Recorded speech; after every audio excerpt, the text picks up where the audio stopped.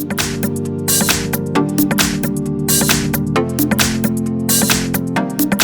have VIVO V3Max, and let me show you how to use Do Not Disturb on the following device. So if you would like to quickly enable Do Not Disturb, let's use the down bar, swipe to the left, and here you should find and select Do Not Disturb. Let me tap it, and Do Not Disturb is activated right here. Here you've got the icon.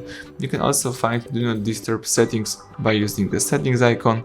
Here let's find and select sounds, and here tap on Do Not Disturb. So here you can manually enable or disable Do Not Disturb, or you can set the date to switch on Do Not Disturb automatically, for example every weeknight, every weekend, or you can use some other rules. You can also use here allow to interrupt, and you can, for example, allow some interruptions, for example by your friends, family, colleagues, schoolmates, or some other contacts. So that's it, everything went well. Thank you for watching. Please subscribe our channel, leave thumbs up under the video.